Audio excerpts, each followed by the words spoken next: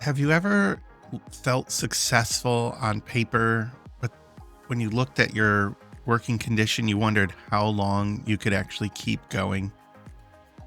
Your schedule is full, clients need you, staff needs you, your family needs you, and all of this really does matter. The work does matter.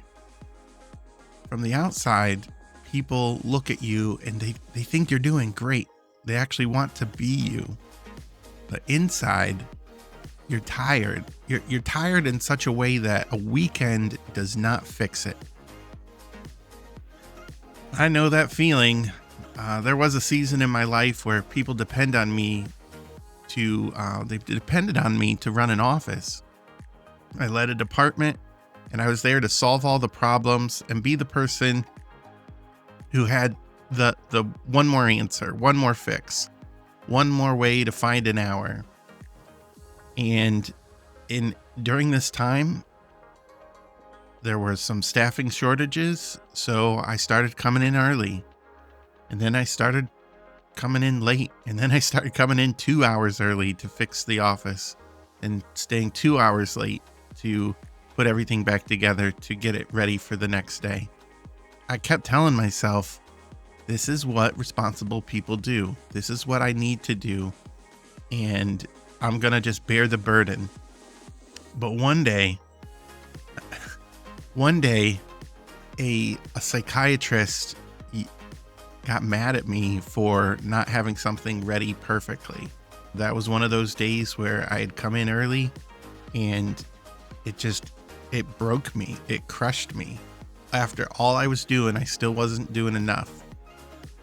And that was the day I walked into a dark office, kept the lights off, just sat against the wall, slid down and just cried to myself, like, when is this going to end? That wasn't a time management problem. That was a trap of the clock.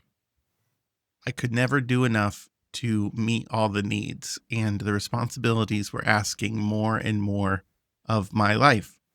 I realized the system was asking me to keep giving more of what I didn't have. And through that experience, I realized giving more time wasn't the answer, that the system was going to demand more and more and more of me and would never say no.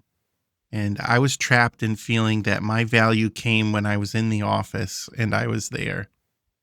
And I think that's the trap many therapists and helping professionals face. They feel like their only value comes when they are in the office working.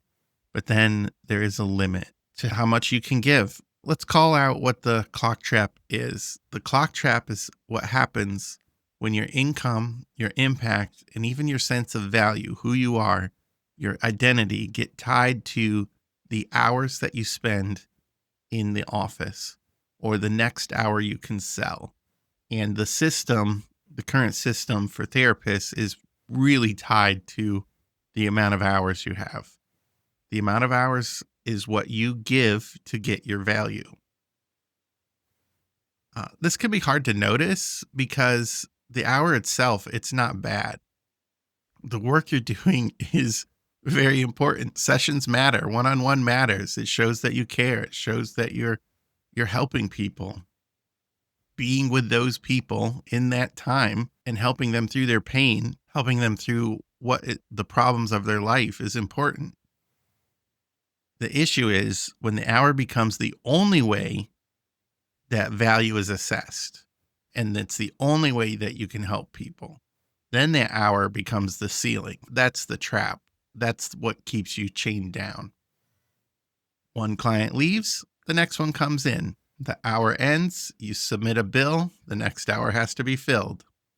And I mean, I know at first that makes sense, and it's the way things have been going for many years on how to make an income and an impact as a therapist. You trade your time, your training, and your attention for money. That's how the services work. But after a while, you run out of time. The clock stops being a tool, starts being a chain. Like when you look at the clock, you should see a warden, like somebody who's watching over you. because without that hour, what is your value and what are your worth? Right now, you're measured by the hour, but that doesn't really measure your value. Like the hour doesn't really measure what your worth is and what you're bringing to the situation. Therefore, the real issue is not just your schedule. The real issue is what the schedule starts teaching you about your value. The clock can start measuring your value, which is the deeper problem. The clock can make you feel like you're only valuable when somebody is paying you for the hour. I think that's a dangerous lie. And you have years of training, you've had hard-earned wisdom, hard-earned experiences. You have the tools, you have your examples, you have your stories, your exercises. You have your phrases and your go-to tips and support that you've helped hundreds of people with. But the service model of the clock says, can you fit all of that into 50 or 60 minutes? And if nobody books that hour, your wisdom just sits unused, and then it spoils, because if you're only paid by the hour and the hour's gone and nobody paid you for it, then what's your value? Who are you?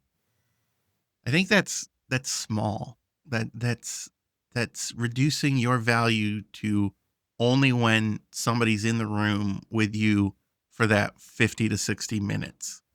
Your value does not start and end when the session starts. Your wisdom does not disappear when the client leaves. How you care for people and what you do does not expire every 60 minutes.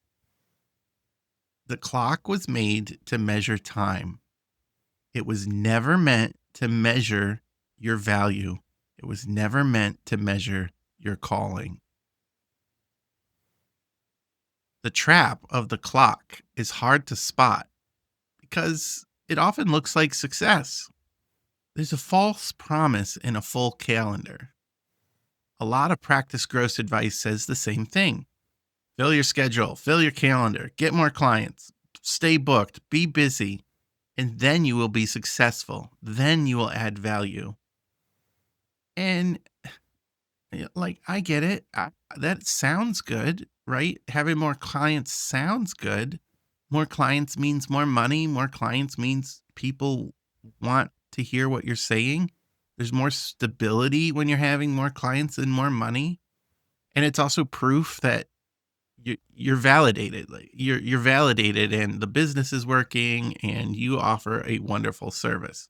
And that sounds good until you live a full schedule and you add one more client. And every yes to one more client means no to something else in your life. And that's just how it works. That's the trade off. More clients might solve the money problem while it creates a life problem. Every extra appointment has to come from somewhere. And this somewhere might come from rest. It might come from dinner with a family. It might come from taking a walk outside. It may come from your spiritual life or your prayer life. It might come from the business idea or course idea that you keep putting off. It might come from the restful time or the quiet time you need, but you didn't take because you need to fill that hour. Full client schedule will not fix your broken life. It will not automatically make your marriage better. It will not make your kids feel closer to you. And a full schedule will not give you peace by itself. A business can look healthy while the person running it is falling apart. A full calendar really can be a blessing, but if it's costing you your life, that's something you got to pay attention to. It's like the warning light on the car. If you're feeling that stress and strain, then there's something going on. This is not just a business issue, this clock trap. It's really a life issue. Time is not just a business issue. This is not just about productivity. It's not just about like time hacks and time blocking. This is about what kind of life your work is building. And as the owner or somebody who gets to set your schedule, what are you building with your life? Uh, all we have to do is decide what to do with the time that is given us. That's a quote from J.R.R. Tolkien. That line hits because it's not asking, well, how much can you fit in and how much can you do? It's asking, what are you doing with the time you have been given? That also reminds me of a verse in Ecclesiastes. It says something like, it's always better to go to a funeral than a party. And I was like, when I first read that in college, I was like, what does that mean? But as I've been to more funerals and I guess fewer parties as I get older, like there's just something sober about realizing your time is limited. And yes, parties are fun and you need to go to parties, but the funeral teaches us something about the value of time and what we wish we would have done and living without regrets. And I know that sounds heavy, like I'm not here to bring you down, but it tells the truth. Uh, a party can make us forget the stress of the clock. A funeral can make us face it. And it reminds us that life is not a full schedule. It's something to take care of. Your time matters, your body matters, your family matters, and the limits and stress you put yourself under, that matters. Your value is not because you're a machine and you pump out hours and you pump out sessions. You're a person. You have great value to add. And the work God gave you to do should not require your personhood to disappear into the void of the clock. A lot of people, good people, disappear because they put their ladder on the wrong wall. And it's always good to consider when you're building your business, is the ladder you're climbing on the wrong wall? And you can put your ladder on the wall of more clients and you work harder and you market more and you build a great web page and you have a good intake system and you fill up all your slots and you raise your rates and you have more sessions. And man, doesn't that feel like success? From the outside, somebody doing that, it feels like you're heading in the right direction and everything is great. I just want to caution you that if you're building that ladder, when you get to the top, what's on the other side? Is this what you really want with your life? Is that full schedule and being stressed out and worrying about that maximizing your time? Is that the ladder you want to climb? Is that the life you want? You get the income, but you lose the margin in your life. You have the clients, but where's the space you need to think, to create, to rest, to build relationships, to build something bigger than just being paid by the hour? This is sad to say, and I bet you've seen this too. I'm not the only one that sees this, but I've seen strong therapists with great businesses, full schedules, multiple locations, group practices, strong businesses, and they still end up unhappy. Some even, and this kills me, but some even lose their marriages along the way. And I'm just wondering, from the outside they look successful, but what happened? What what happened? Uh, Now, I'm not trying to say business success is bad. Like I love it when people succeed. I love it when they're fulfilling their dreams. But if the success costs you your healthy life and your healthy relationships, there's a problem. There's a trap there. A successful business and a healthy life are not the same thing. Fully booked does not mean free. Busy does not mean you're aligned with your core purpose. We have to be honest with what we're trading. I'm not saying a full schedule is bad, but be careful what you trade your hours for. One of the business leaders of the past, Peter Drucker, said, time is the scarcest resource, and unless it's managed, nothing else can be managed. That's true in business, but that's also true in your soul. Like that's true in your life. If you lose control of your time, you lose control of what you pay attention to. Then you lose your energy. Your energy is given to something that if you were making better decisions, you wouldn't give it to that. And then when your energy goes, other things fall off the margin. Maybe it's your rest and relaxation. Maybe it's what makes you happy, your habits, your hobbies, and um, things that you explore. Maybe it's your family that drops off. Then it's your ability to do anything new, and you're kind of locked into this system that traps you. Jim Rome said, time is more valuable than money.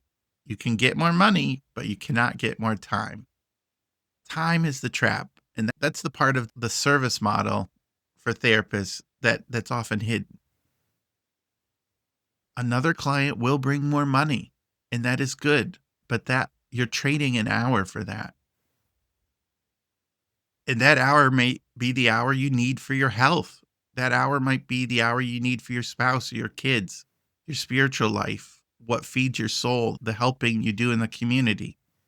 Be careful what you hand your hours to, because eventually your hours become your life. The clock is a very useful tool. It really helps, and it helps you track what you're doing and measure what matters.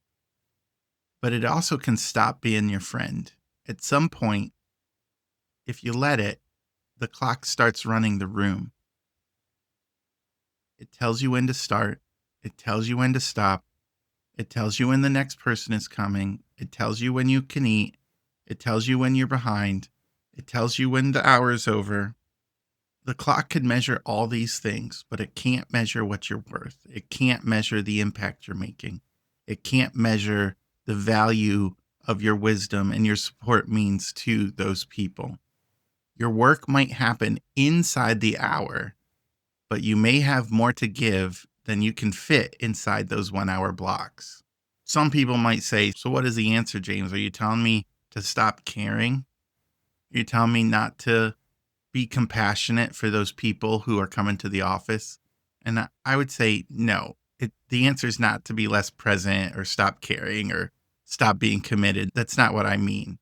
The answer is to stop making your whole mission depend on the clock, to depend on when you're available.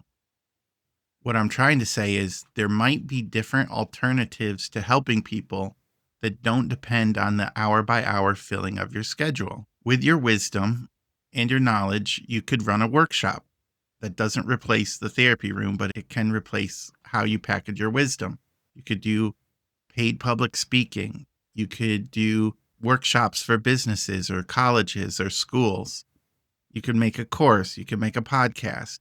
Those are some of the things that people can access even when you're not in the room, or you're impacting multiple people, tens or maybe even hundreds of people at the same time, and you're maximizing your hour.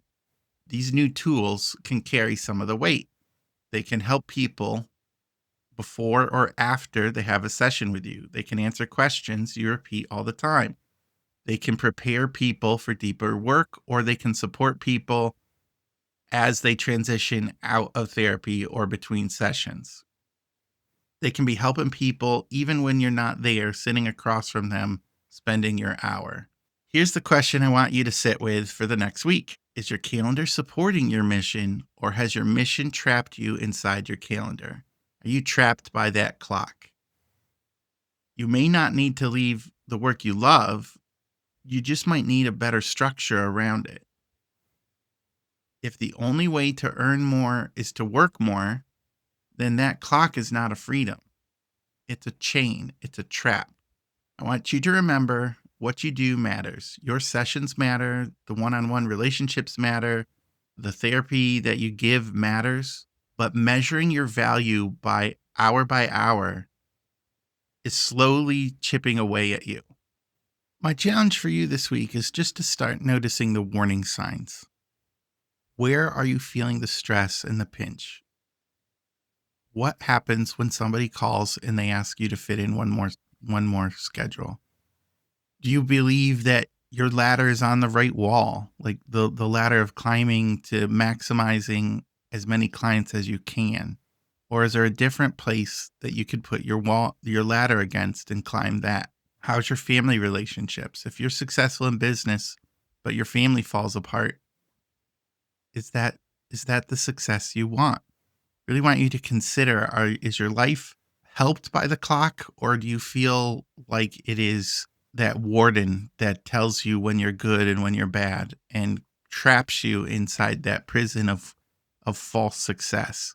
If you want to talk about these things, I have a community on the community group. You can just go to coursecreationstudio.com/store or /library if you're already a part of the community, and have a conversation about the clock and ways you're finding margin in your life, or ways you've noticed some of the warning signs. I'd be happy to talk to you about that inside the community.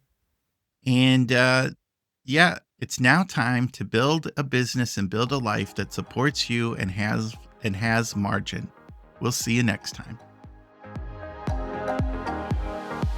Before we close, I want to say thank you to the businesses and partners who support this show and the mission behind it. I want to say thank you to Humor Speaks, RevKey, The Practice Collab, Arc Integrated, Therasas CRM, Guest Compliance and Consulting LLC, who just released a new book, Freedom Business Solutions, Bossco LLC, and Profit Comes First.